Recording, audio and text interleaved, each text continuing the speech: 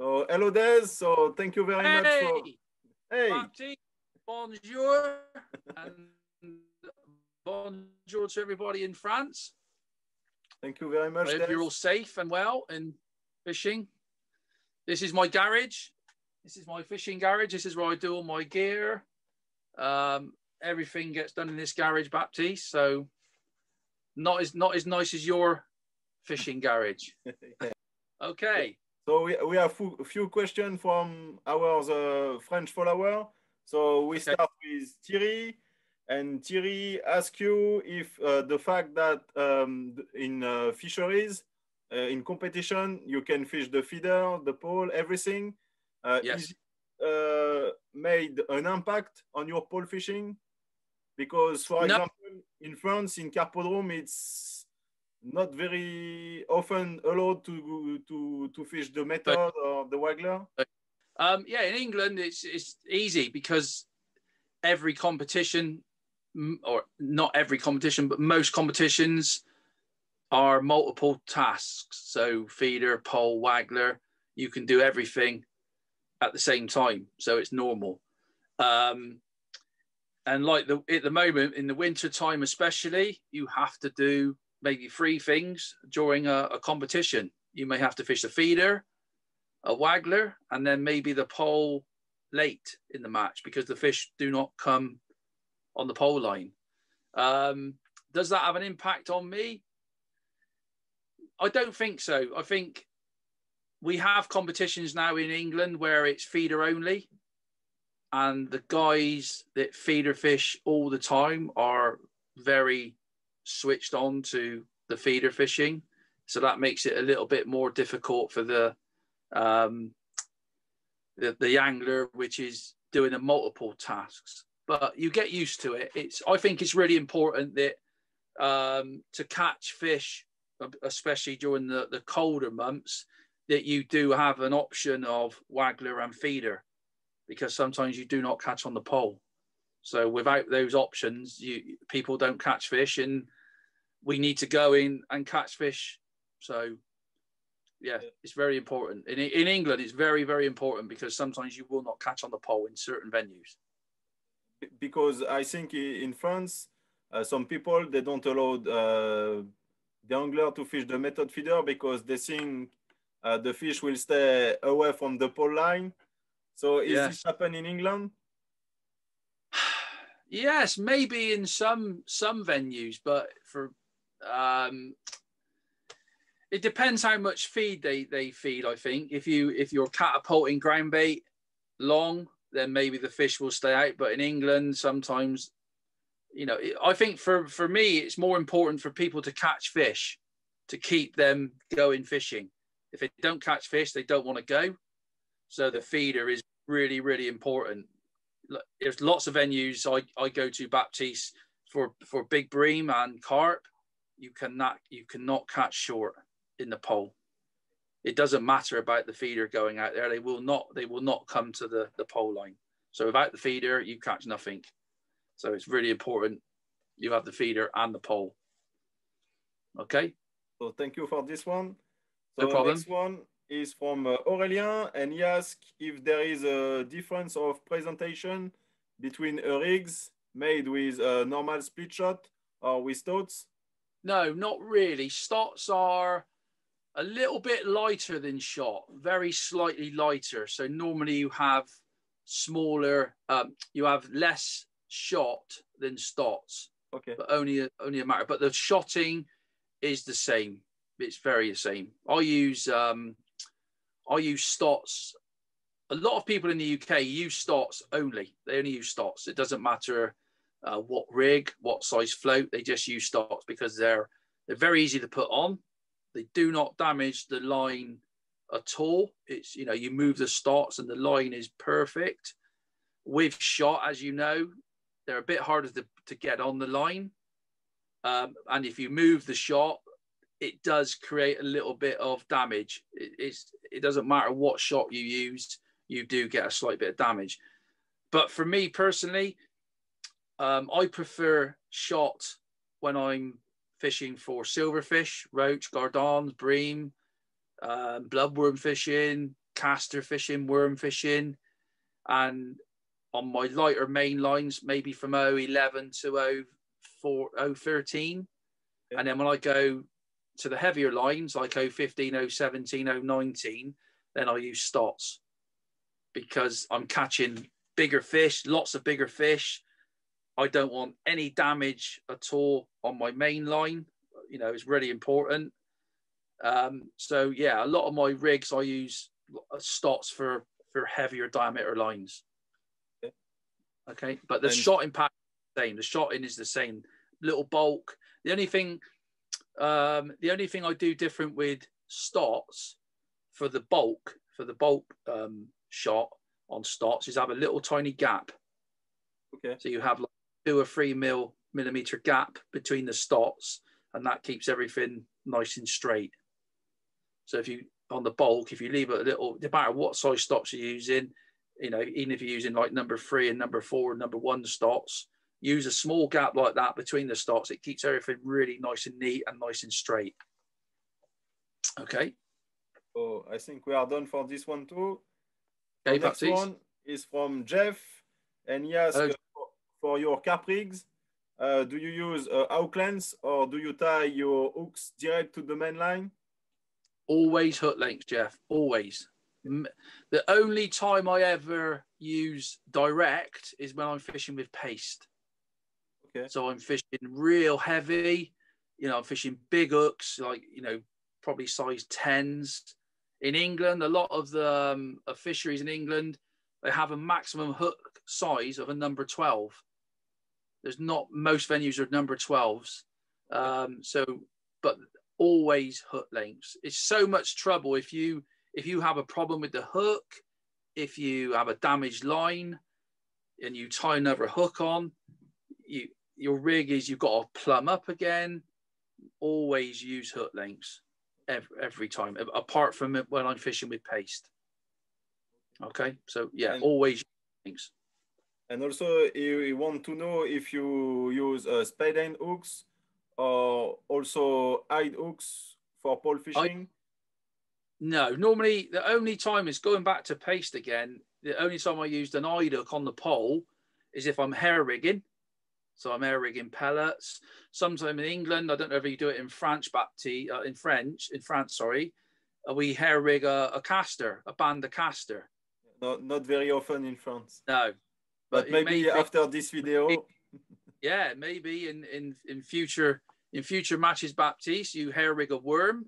You hair rig worm on feeder fishing is really popular in England. So that the only time I ever use an hide hook on the pole, like I said, is hair rigging. So I'm hair rigging pellet, hair rigging corn, hair rigging casters.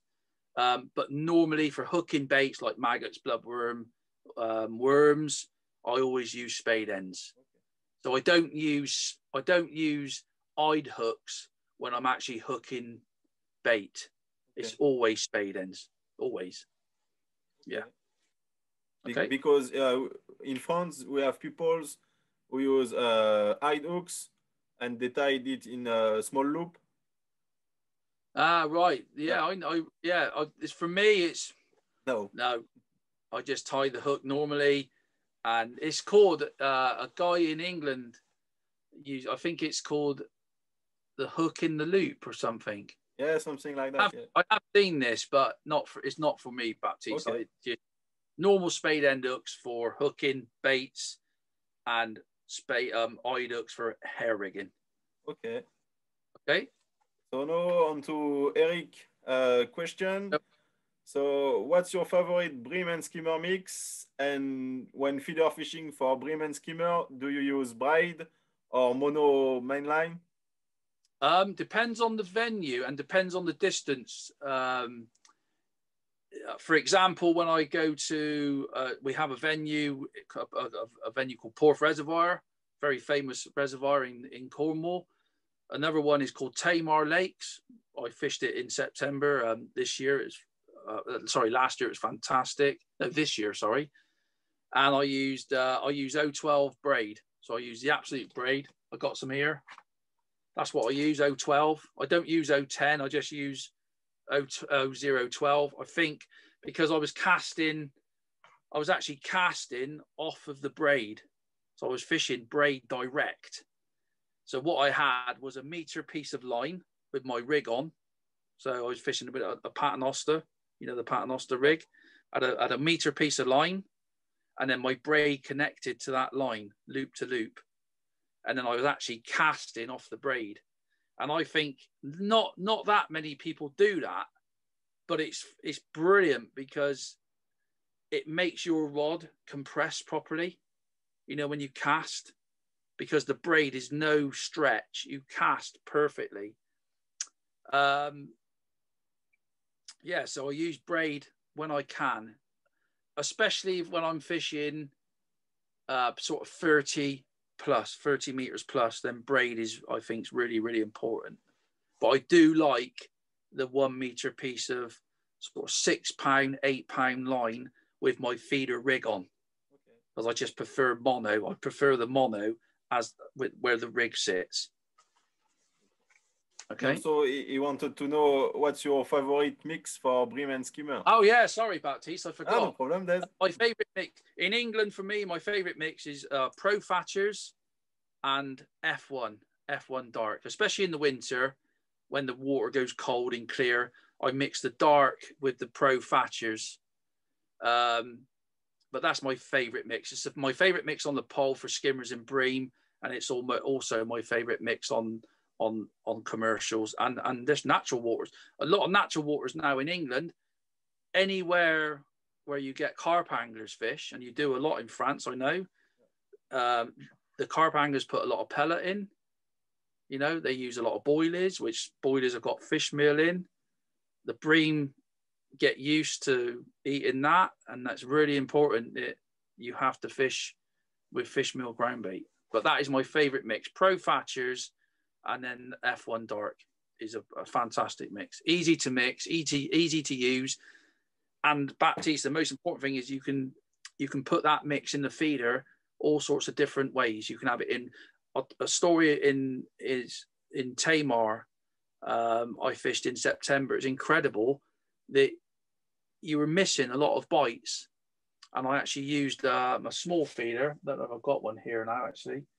Just a smaller feeder, the same feeder as that one. That's called a distance cage, but a small version, a very small feeder. And I was putting the ground bait in that hard that it wouldn't come out the feeder. And I was catching one a chuck. I caught a fish every put in. If I put it in soft, I would miss loads of bites because they were coming to the feeder, pecking the bait out of the feeder, right? And then not taking your hook bait.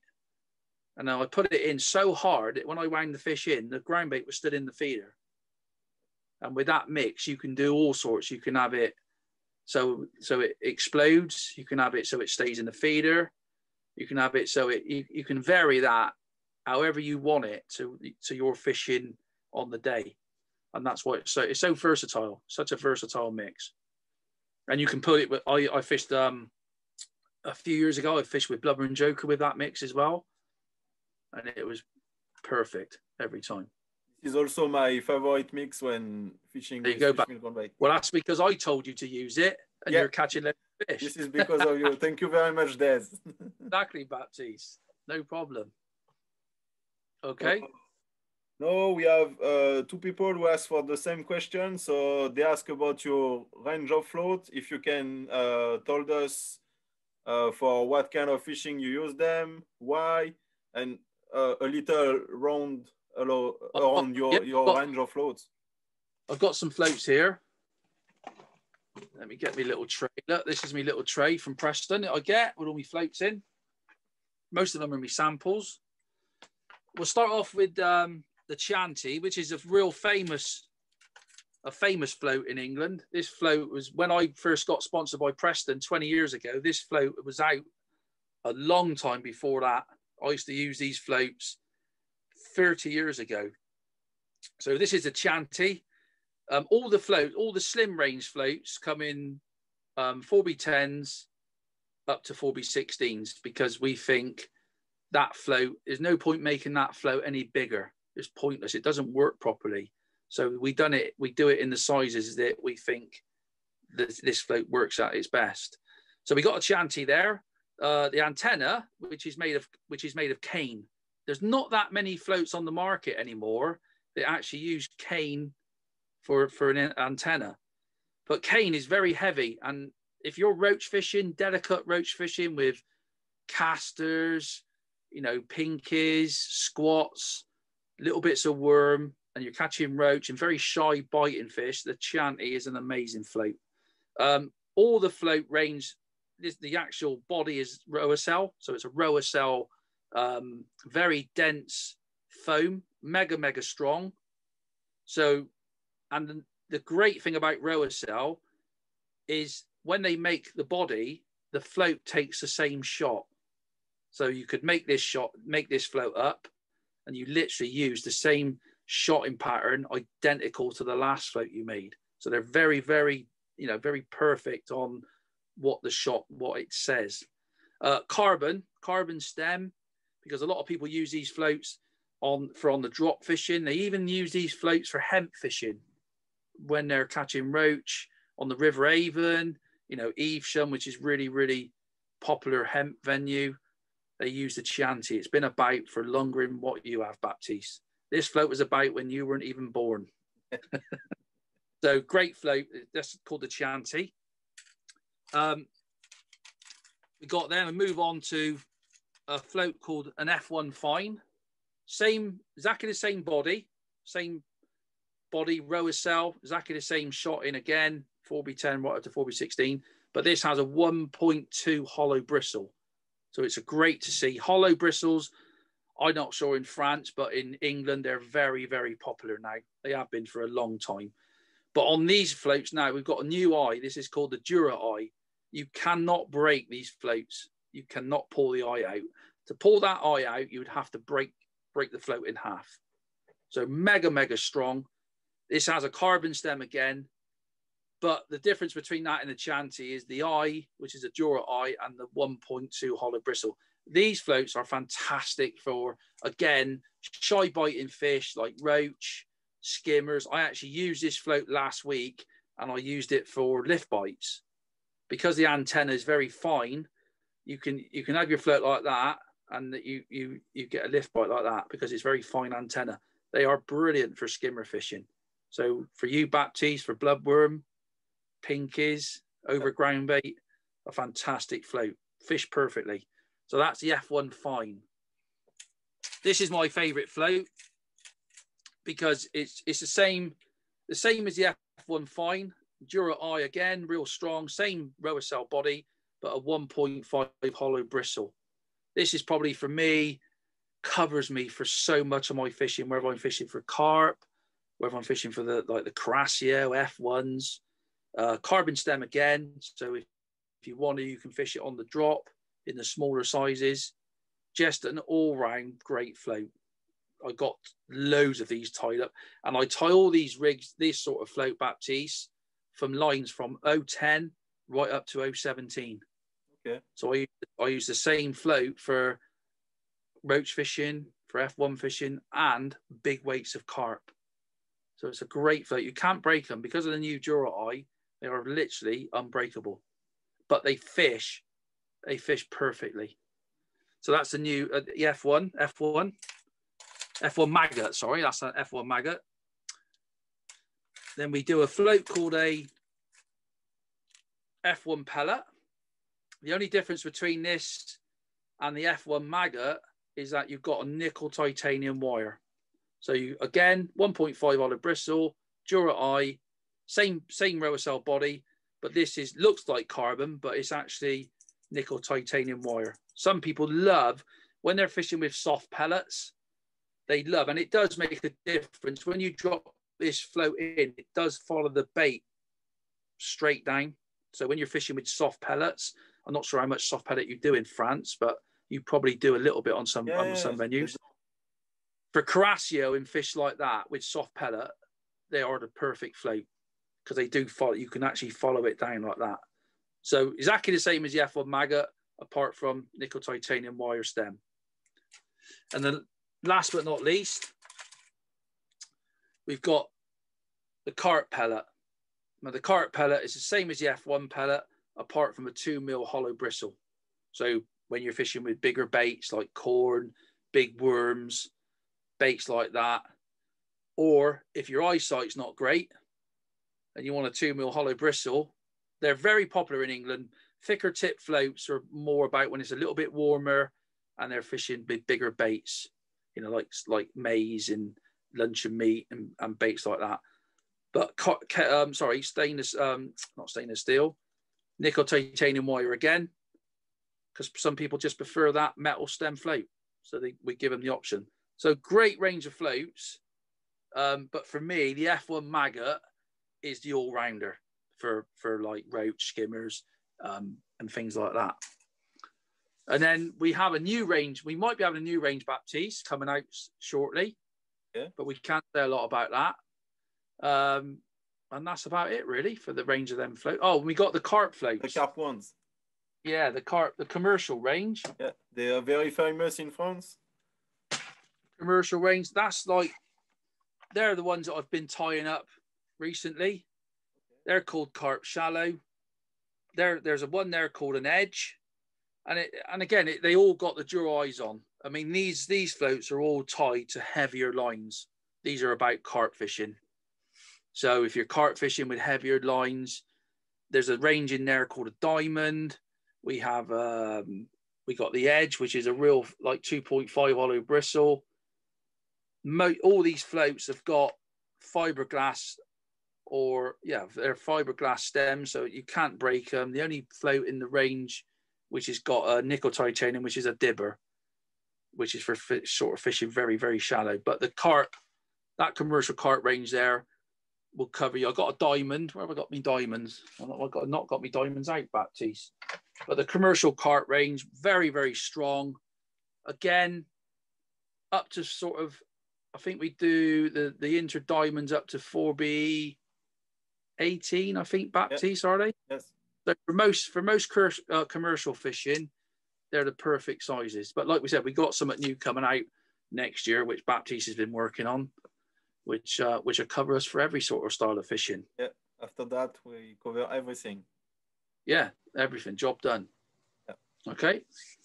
So on to the next one from Aurélien. So he asked, what's your hook choice for carpodrome fishing? So for your commercial carp fishing? We got, well, hair rigging. My favorite hook is a KKMB, which I've got some here, I think. You'll have to excuse the mess in my garage. Where have I put them, Baptiste? Which is, I've got to find them somehow. They're very, very famous hooks. They've been out for a long, long time. They're a great hook. You know, when I go to Italy, I can't find them, Baptiste. There they are, look. I've got a pack right in front of me. So there's the KKMBs. They're perfect for hair rigging. But we also do a new hook now, which is called the KKH. So you've got KKM, which is basically medium wire. So strong, but perfect for Carasio and carp. But then we do a KKH, which is now as strong. It's exactly the same as the KKM, but much, much stronger and forged. So they're really strong. So if you're catching big carp or lots of carp during the warmer months, the KKHs are the ones. But, oh, just dropped him, look. So both of them hooks, they're perfect for hair rigging. I use the KKMs most of the time, even on the pole when I'm hair rigging. But the KKHs are there just in case you're on big carp, especially on a method feeder, and depend on what lake you're fishing. And they're using these for barbel fishing as well in England on the rivers, the KKHs, because they're really, really strong. So there's the two sort of air rigging. On the pole, we've got some all sorts, really. We've got a GPM. Well, GPM stands for General Purpose Match. So that they're perfect for carp up to sort of £10 because they're all pre-tied, or you can buy them. I think I've got some in here. So there we go. Look, there's the GPM. Fantastic all-round hook. I said GPM. GP stands for General Purpose. So it tells you what it's all about, really. You can use that hook from carp or Carasio from, you know, half a kilo up to 8 kilo. And then we got the K SFLs. That's what I've been using at the moment. Silverfish Light. They say Silverfish Light, but it's just a finer wire hook than a GPM. The same style of hook, but finer wire. So, and they're barbless, because we obviously in England, a lot of commercial fishing, all commercial fishing, you have to fish with a barbless hook. So SFLs. I'm not sure in France, Baptiste, is there a lot of barbless hook fishing on commercials? Yeah, for when you are going to commercials like Carpodrome, it's barbless hooks only. Only. Yeah. Yeah. So perfect. SFLs for winter fishing, for Carasio. GPMs are good for, like I said, from 1 kilo to 6 kilo carp. And then we have the KH XSH. Again, this is a different style of hook, wider gape, spade end again, but these are for the stronger carp, like 6 to 10 kilo, if you're lucky. Okay. And for big baits? Big baits, XSH. Big baits like paste and big worms, maize. So size 10 or size 12 and XSH. And they're all pre-tied, Baptiste, as you well know. All the this is what's so good about the whole range. Yeah. Is they're all pre-tied. You don't have to tie them, and they're all tied on power line, which is what I use, and this is what this hook is all about. We do it now that what me and you want, we put it on a pre-tied thing like that. It's so simple, and a lot of my hook lengths now I take from these. I take these fishing. That's how good they are. Easy. I can go fishing. It's easy and it's quick. It doesn't get any easier than that. So very, very simple. All these hooks I show you, apart from the new KK8 are pre-tied. There's no excuse. No excuse, Baptiste. It's very simple. Yes. Okay, does that answer that question all right? Yeah, perfect. Okay. No so problem. The next one are from another Aurelien, and he asked about the new Durasleep hybrid elastic. Yep. Which size you use and for what for? I use all the sizes. The only sizes I don't use, Baptiste, is the smaller ones at the moment. Okay. So, but I'll run through the range. The 5 elastic in the Duraslip is probably around silverfish. So we got roach, gardon, skimmer, maybe Carasio, small fish with blubber and joker and baits like that. And the number 7 in that range, I would say, perfect for bream. So if you're on a canal and you're fishing with big bunches of bloodworm or maggots and you're catching big bream, maybe from 500 grams to 2 kilo, the number 7 on the pole would be absolutely bang on. That's the one I used just before lockdown for bream fishing on the pole. Number 7, yeah. And it was just perfect. Yeah, it's lovely. Lots of people in England are starting to use that for skimmer fishing now. Okay. And then the 9 is probably a bit more going into Carasio and small carp, going into like maybe carp from 500 grams to 1 kilo. Okay. And then the 11 is, I would say, in England, a lot of people are using the 11 for F1 fishing when they're catching quite a lot of fish, bigger hooks like 16 hooks.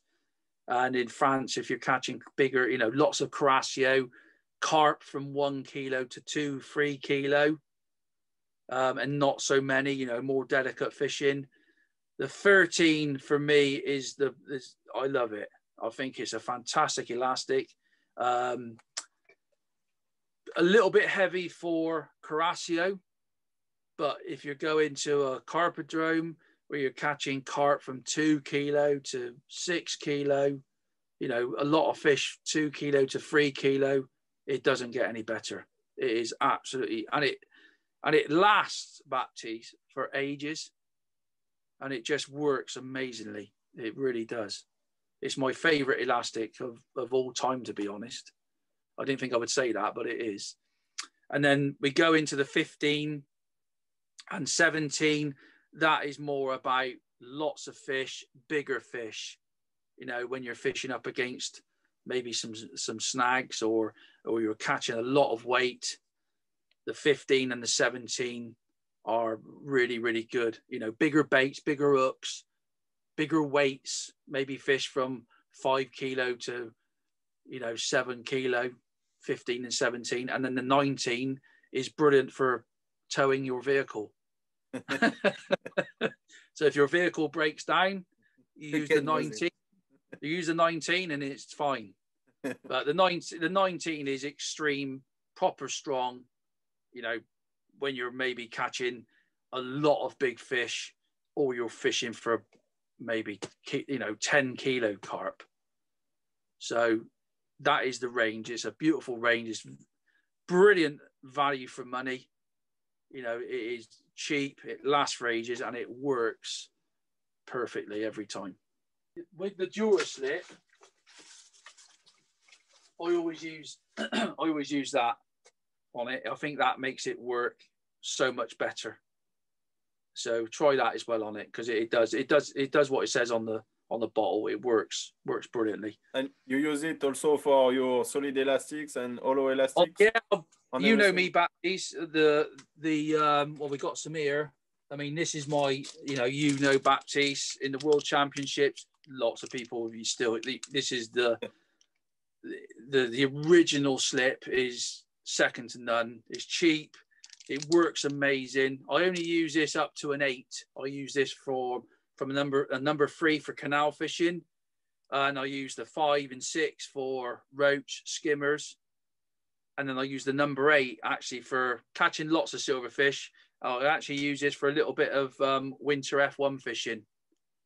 It's a great elastic, but you really need to use the lubricant with it as well. It just makes it work so much better every time. But brilliant elastic. Been around since longer than I've been on this planet. But great elastic and great value for money. That's the good thing about it. Okay. Yeah, it is. So now we have a question from 2 guys who are very similar. So Grégoire and Samuel. So, hey, hello. So they ask you if you ever been fishing in France before? Yes, a few times. I used to fish the festival, as you know.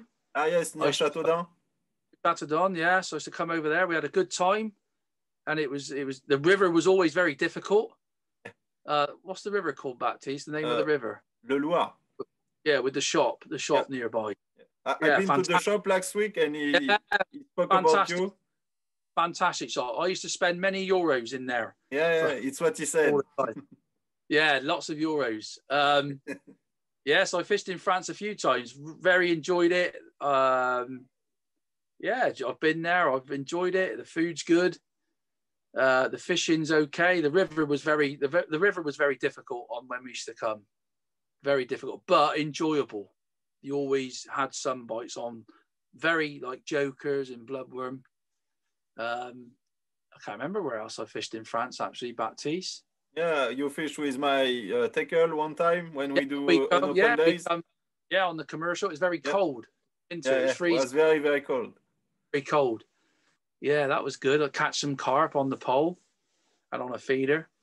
So yeah, I fished in France a few times. I've been to a shop. I come over to the shop with you. Some of the shops a couple of years ago. It was really interesting. Some massive shops. Huge shop. Massive. Bigger than shops in England. Yes, always enjoy coming over to France. So they also ask if you think there is a difference between, in terms of level, between the French and the English anglers. I think commercial side of things, I would say, yeah, is a big, because commercial fishing in the UK has been around for many, many years, you know, and I think in Europe, not just in France, it is changing. You know, people, you know, in England, the rivers are very, very good, but the accessibility is very poor. So you have to walk a long way. And a lot of people don't want that. They want to be able to park their vehicle near where they fish. And, you know, and I know in France, a lot of your rivers, you park your vehicle very close. In England, it's very, very, it doesn't happen. Only certain venues. And people want this now. People want to go fishing. They want to park. They want to put their gear down and fish. And have some bites. And have some bites. That's the most important part. You know, especially when the money and you buy your bait, you want to be able to catch fish. And I think it is very, very different at the moment, but things are getting, I remember some of the guys from Holland come to England and I had to do some coaching and they learn very, very quickly, and they take this stuff back from the English commercials to their commercials and they text, Des, that hair rigging pellet was unbelievable. And this will happen, I think, in France, and it's happening already. I think that's where the English commercial angler at the moment has a big advantage from hair rigging on the pole, you know, shy biting F1s. But the French, you know, yourselves will catch up very quickly. I remember in the World Championships, when I fished my first World Championships, for me, I was walking along the bank and a lot of the countries had a very small box and a couple of top kits. They had nothing. Now, everyone has everything. You cannot tell the difference between the countries apart from the clothing. Yeah. And it's so difficult now, as you well know, Baptiste, in the feeder and the pole World Championships to win. Very difficult. You know, all the teams are so good. You know, it's so close now. And then, you know, 15 years ago when I first joined, there was a gap. I would say there's probably 5 or 6 teams that could possibly win. Now there's probably 15. Yeah. And this will happen. This will happen in France with the commercial fishing. Yeah. You know, the commercial fishing will get, the standard will get very, very good, very, very quickly. And I think also because the social media, they help people to it's massive. Quicker, yeah, this thing that we're doing now, the Zoom meetings on YouTube, people, oh yeah, I'll try this. And that's what social media is about. It's incredible. So yeah, I think there is a gap at the moment for commercial fishing, but it will, you guys will pick it up very, very quickly. Okay. And also they ask, what's the life of a English full-time angler? And they want to know what's your kind of day as an English angler. So what's your responsibility? What you have to do? Oh yeah, that's a good question. Well, obviously products is very important. I speak to the guys in the factory, and not just Preston, but Sonyu Baits as well. So I do lots of promotional stuff like videos, YouTube and Facebook videos. I speak to a lot of guys on social media. I get asked a lot of like the questions you guys are asking. Yeah. You know, I get that on Messenger, so I have to, you know, they ask me a question, I have to reply. All sorts of different questions, lots of different questions about fishing, about products, ground baits. So that's part of it. I obviously go fishing, which is really, really nice. So I go fishing. I go fishing most weekends on matches and team matches and magazines. I do a lot of magazine work. Yeah, it's busier than what you think, Baptiste. It's not just sat in a garage talking to a Frenchman. No, there's more to it than that. Yeah, next year, obviously, unfortunately, with the coronavirus, I've not been able to travel to Italy this year. I normally go to Italy with Angelo in Italy for a feeder festival, and then I go to Poland. I went to Poland in July, and unfortunately, with the coronavirus, it's not happened, which is, I'm gutted. It's terrible. Yeah. Hopefully next year, you know, the vaccine will work and we'll get back to normality, and hopefully I can come to France and do some stuff like I did with you that time, Baptiste, and and get some people together and you know, show people what I do on different venues. Hopefully we have a big show end of the 2021, so hopefully you will be there. Yes, Baptiste, as long as you pay for the drinks, no problem. I will be coming over. But yeah, I'm quite busy. Some weeks I'm very, very busy, you know, with all sort, and other weeks are better. It's better than when I was working full time and doing this. Okay. It was impossible. It was impossible. No life. No life. But now it's good. It's good. And for how long you are full-time angler for Preston? I have been full-time for approximately 9 years, Baptiste. Okay. 9 years. The best meal I ever made. Very, very a gamble. It was a gamble because obviously, like any job, I finished with my job as a forklift driver in a big printing company, and for me to say I finish, it's a big decision. A big decision. So I had a good job, and it was a good, you know, it's good money, and to go full-time fishing was a big decision. But luckily, I've been very lucky and very fortunate that it's been good for me, you know. So yeah, very lucky. I never forget that, Baptiste. I never forget that I used to be able to go into a factory, I had to clock in and clock out, and you know, to do what I do now, I'm very, very fortunate. Okay. So now we have a question from Jill. Oh, Jill. And he asks, what's your favorite kind of fishing? And when you have a big competition, or you handle your prep before? Yeah, it depends really, Jill. I love all sorts of fishing. I love blubber and joker fishing. In England now, we don't do much of that blubber and joker fishing. The English angler they don't want it. They don't want that part of it. It just, I don't know why. Maybe it's the cost. Maybe it's just, they just don't want to do it.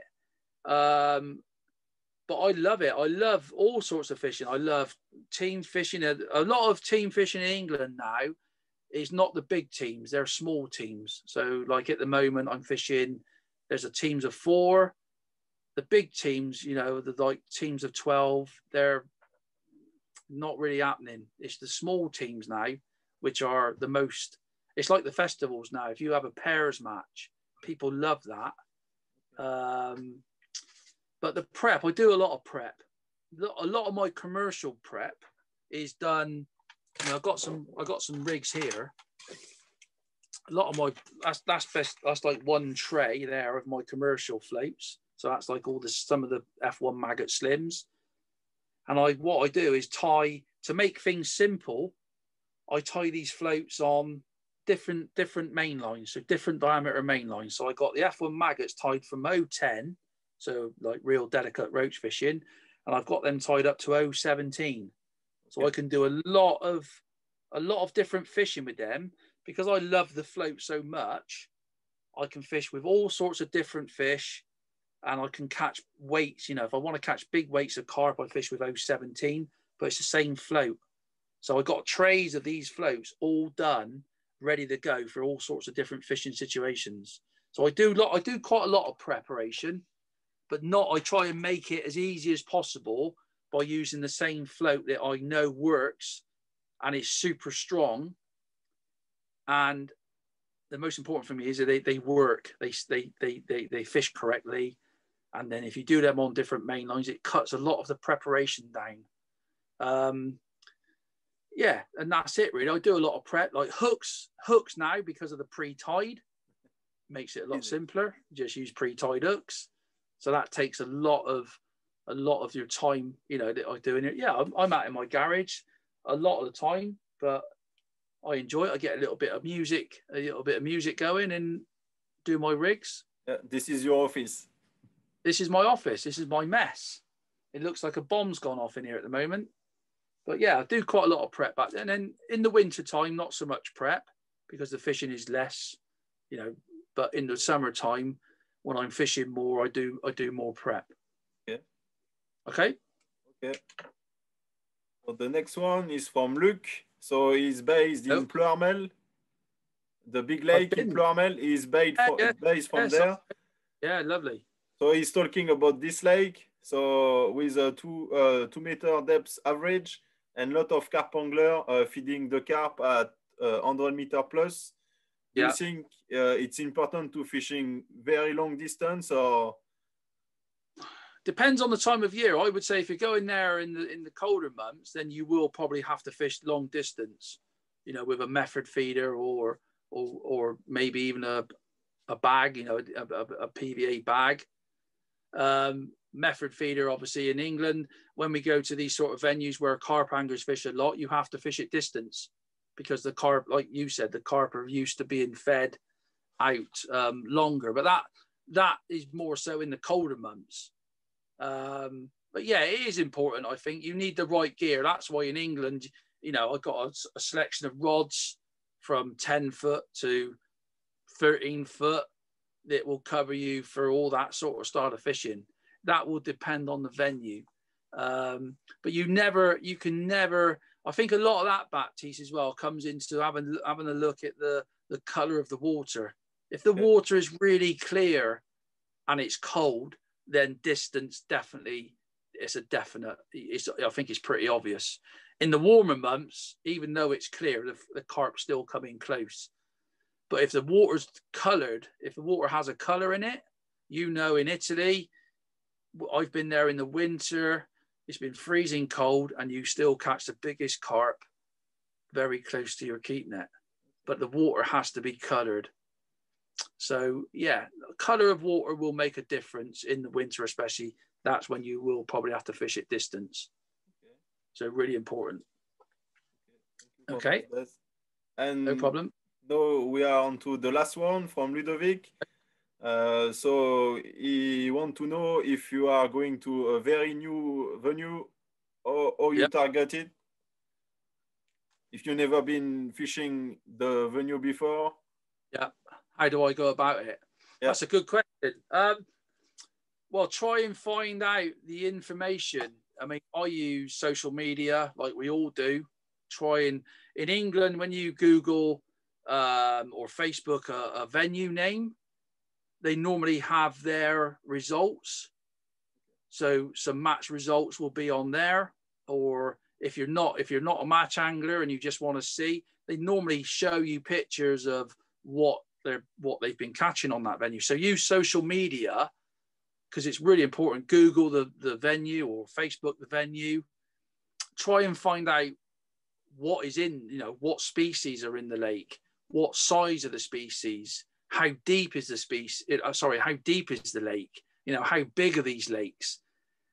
If they're really big lakes, I would say there's probably more feeder fishing involved because the fish do, I think the fish on big lakes don't come into the pole line so much, where on smaller lakes, obviously the fish do come on the pole line. But like I said, use social media. Try and find out what baits. I think in England, when we go to a venue in England, like I keep saying about the carp anglers, if there is specimen carp in there and they do get carp anglers fish it, in my mind, straight away, I'm thinking pellets, corn, you know, boilies, ground bait, because carp anglers do feed ground bait, fish meals. That's the sort of information that I try and find out. It's really, really important. Normally, carp anglers they're really good for venues because they put lots of bait in. You know, they feed lots of bait, and that's what you want on some big venues. It keeps the fish feeding. And that's the information that I'm looking at, really. You know, it's the carp anglers that determine sometimes how you actually approach a venue, especially big water venues, because you know that they'll be putting certain baits in and they'll probably be fishing it at, you know, some sort of a range if it's a big lake, and take it from there, really. All right. I hope that helps a little bit. Yeah, very good, Des. So we are done with all the questions. Don't worry. Okay, no problem at all. Look, we can do it again. And if there's will try, Des. Thank you very much. Merci beaucoup. No problem, Baptiste. You take care of yourself. You and too, if I don't Des. speak, have a great Christmas and a Happy New Year, everybody in France. And most importantly, stay safe. Thank you. Okay. Bye, Au revoir. Bye. Okay. Bye. Bye.